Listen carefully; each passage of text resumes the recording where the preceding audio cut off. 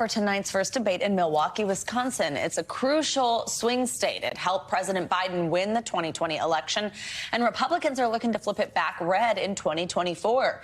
8 candidates who have met donor and polling thresholds set by the Republican National Committee will take part in tonight's debate. That's who you're seeing on your screen. They are looking to separate themselves, despite the fact that all of them trail former President Trump in the polls by a wide margin.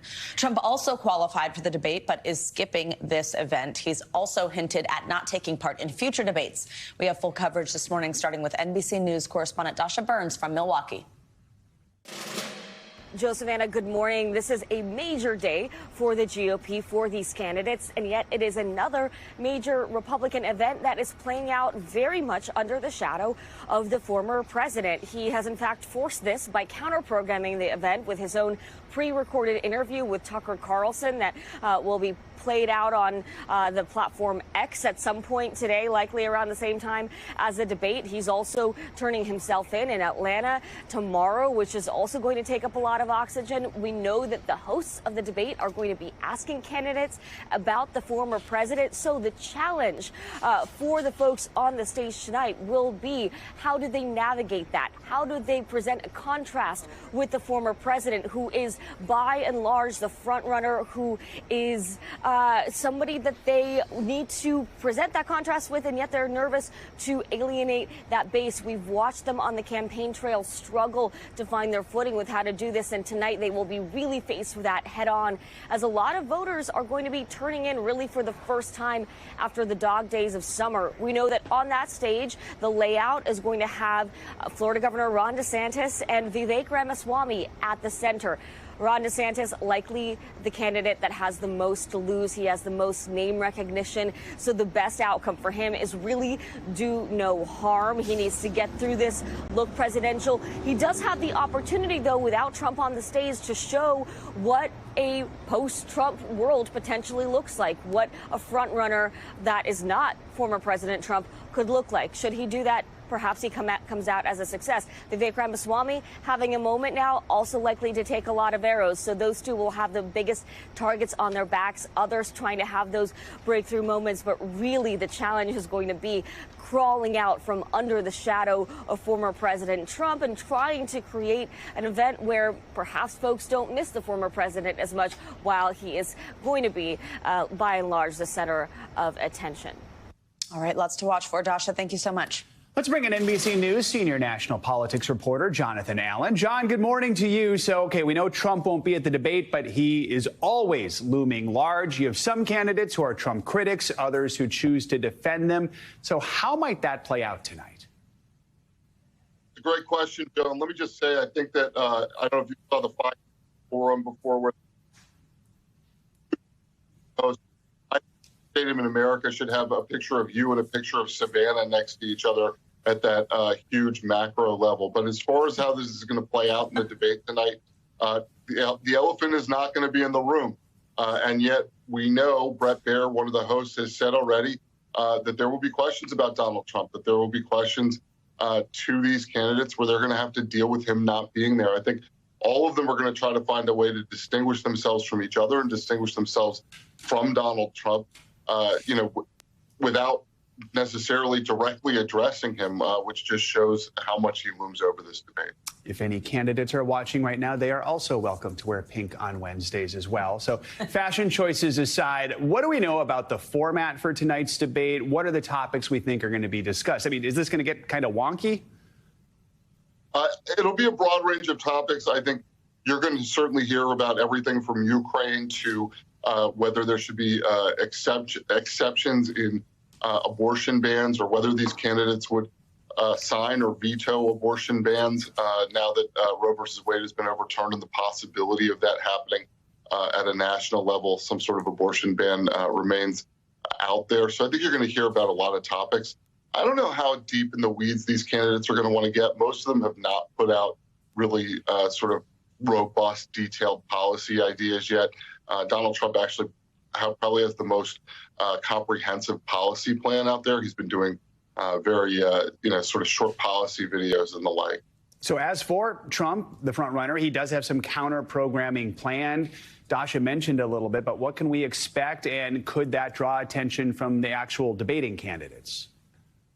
It's certainly the intent of Donald Trump to draw attention from the debating candidates to show that he is essentially a bigger deal than they are. And, I would be surprised if you're going to have to wait super long to get that to get that interview with Tucker Carlson dropped and available. I think Trump would prefer that be part of the discussion before the debate starts. So, they're ready for just about anything tonight, and then.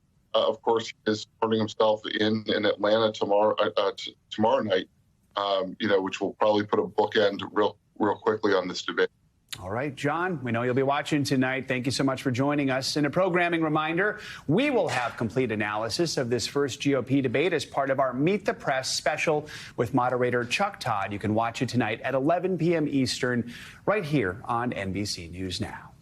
Well, now let's turn our attention to Georgia's investigation into 2020 election interference. The first few of the 19 co-defendants charged for attempting to overturn the result have surrendered at the Fulton County Jail. More are expected to follow later today, with former President Trump set to turn himself in tomorrow. Joining us now on this from Atlanta is NBC News correspondent Vaughn Hilliard. We also have NBC News legal analyst Danny Ceballos.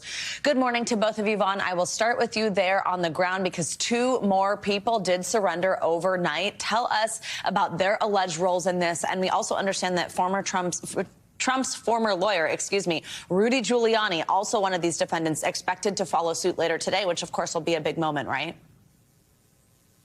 Right, Savannah. In the depths of the middle of the morning overnight, you had two more of the 19 co-defendants come in to the jail here and turn themselves in for the official booking process. The jail is open 24 hours, and there's a little bit less of a line if you come in the middle of the morning, and that's what David Schaefer, the former Georgia GOP chairman, did. He was at the forefront of gathering the so-called fake slate of electors on behalf of Donald Trump, as well as Kathy Latham. Kathy Latham was one of those fake electors, but she was also the former chair of the Coffee County GOP, who helped coordinate with an outside firm to come in and allegedly tamper with Dominion voting machines inside of that county. For Rudy Giuliani, we expect him to be here in Fulton County as he works out the terms of his potential bond and surrender here. Each of these defendants have until the close of business Friday. That is a deadline set up by District Attorney Fani Willis to come surrender. Ultimately, arraignment is going to be slated for each of these individuals come September, though. Danny, let's bring you in here and talk about the big one that we might see tomorrow. Trump expected to surrender then. Here's the thing, though. He's set to be released on a $200,000 bond after agreeing to this set of conditions, these stipulations that we're seeing on the screen right now. This has to do with intimidating other defendants and witnesses. Walk us through these and what happens if Trump does violate these rules. This is a standard order or a standard agreement in the sense that, defendants typically should not be intimidating witnesses. But the challenge here is, how do you apply that to somebody who's running for office when so many of the people who may be potential witnesses are people that a potential candidate for the presidency almost is required to lash out against? And here's a typical example I've thought of, along with the great Chuck Todd, is imagine the president is standing on the debate stage and he turns to Mike Pence, who could be a witness against him in arguably two of these cases, and he calls him a rat or a snitch. This is exactly the kind of language that state prosecutors and federal prosecutors go after people for when they charge them with intimidating witnesses. So look at how broad this language is. Could be any witness, including but not limited to. Beware, folks, language like including but not limited to. That including then is essentially nullified. It could mean anybody, any victim, anything against the community or to any property in the community. Anything that gets people out of their house and maybe writing on a picket sign or pushing a candle through a paper plate for a vigil then has the potential to become something that is dangerous or intimidation or virtually anything. So this is really problematic for Trump, even though, look, his attorneys negotiated that.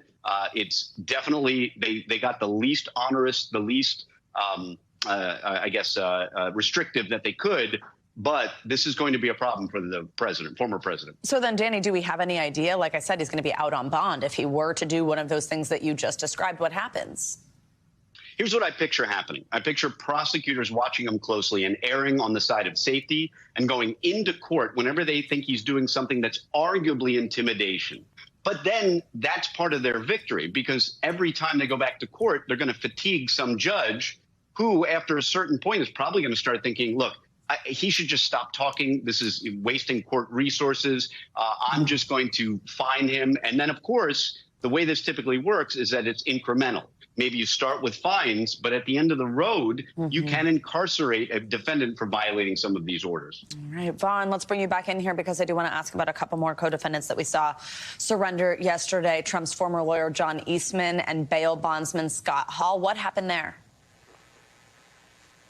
Right. Both of these men were the first to turn themselves in. The processing for John Eastman, who was one of those lawyers who was advising Donald Trump and is alleged to have been at the forefront as well of organizing the fake slate of electors in multiple states around the country. He did go in for this booking. He told our own Ali Vitale that he still believes the election in 2020 was fraudulent and that Donald Trump, in fact, won. I want to let you listen to him, as it's clear that he intends to very likely plead not guilty. Take a listen to a little bit of what he said.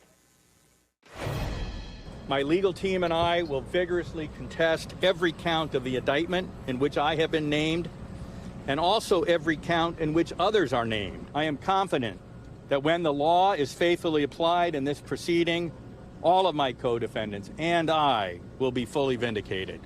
Do you still think the election was stolen? Absolutely. Absolutely. Still. No question. No question in my mind. Sir,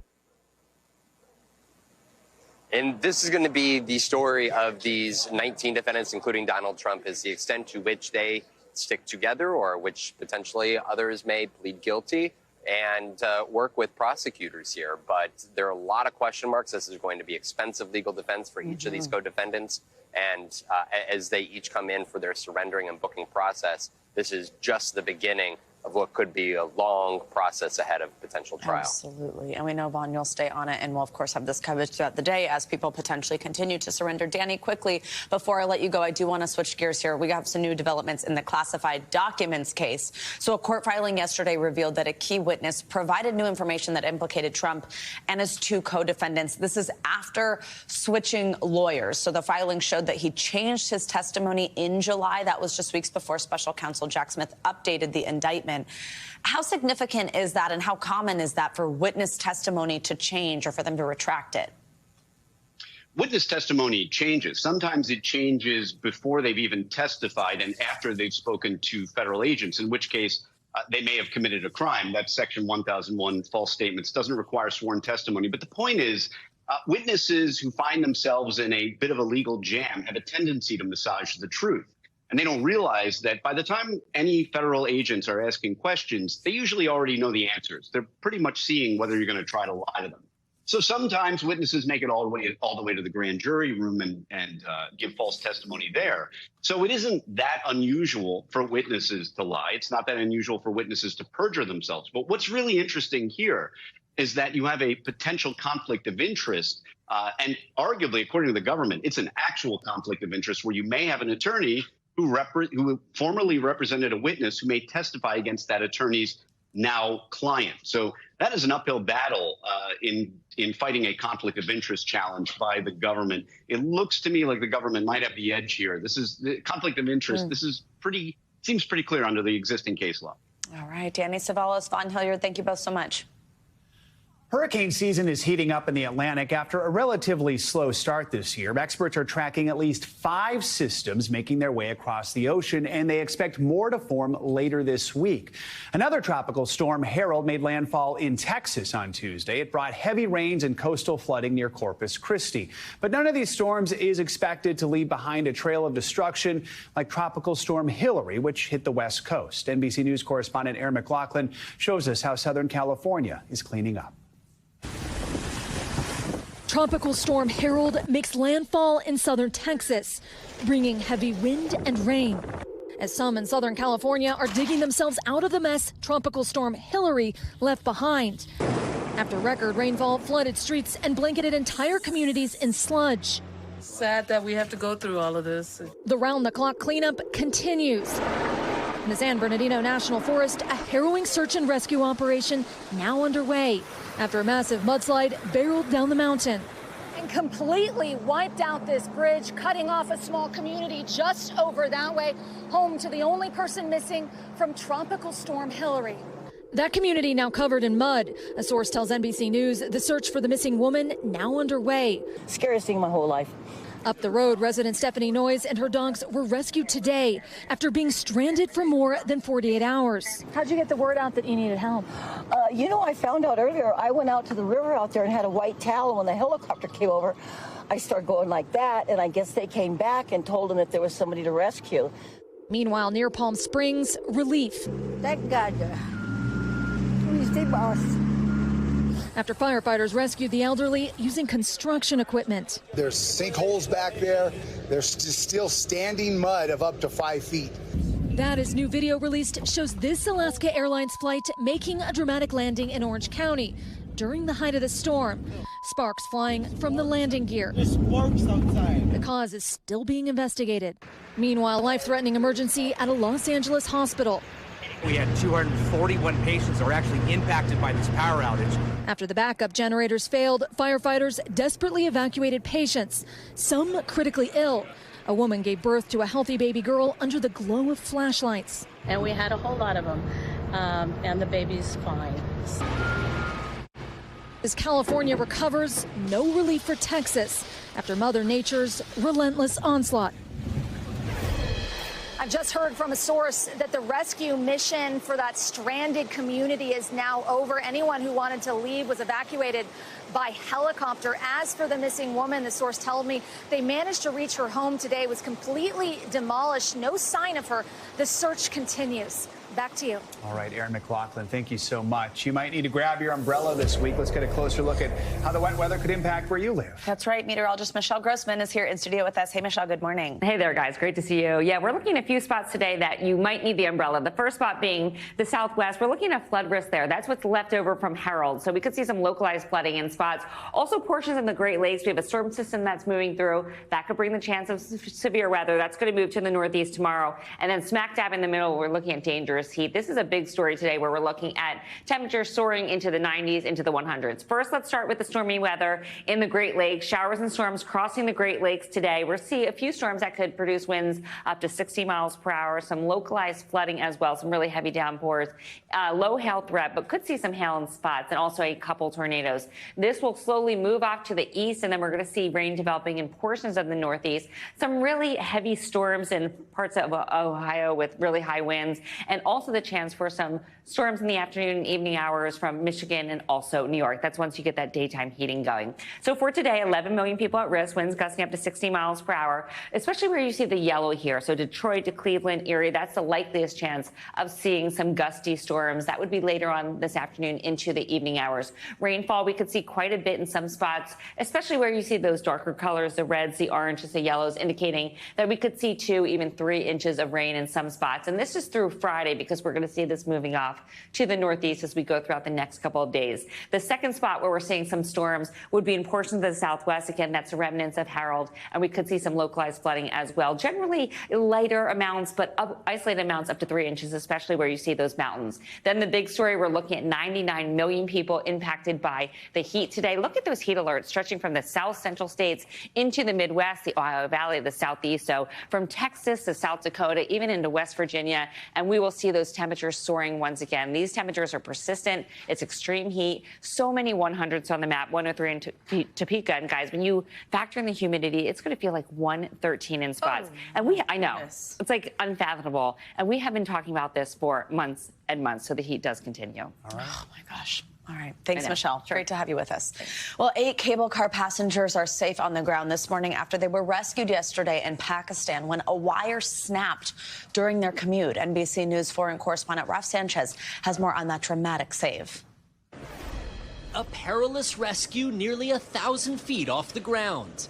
7 children and 1 teacher trapped on this cable car on their way to school, left dangling over a ravine after an overhead line snapped. Pakistani military helicopters circling above, lowering commandos by rope, but trying not to shake the car with the force of their rotors. Cable cars are a common way to travel in remote areas with poor roads. And with crowds gathering below, one man making a frantic call to local TV from on board the car. It's a matter of human lives, he says. The authorities should rescue all of us as soon as possible. And then, on the helicopter's third pass, success. This student stepping off the car and lifted to safety. The chopper's forced to land when the sun set. But locals and rescue teams working in the darkness, using improvised pulleys to get everyone else to safety. When the helicopter operation could not go on in the dark, I think the rescuers made this brave decision because they didn't want the kids to be waiting all night and the parents to be suffering from anxiety. So I think this was a very brave decision on the part of the army. Pakistan's prime minister tweeting, all the kids have been successfully and safely rescued. A happy ending to what was so nearly a tragedy. Raf Sanchez, NBC News.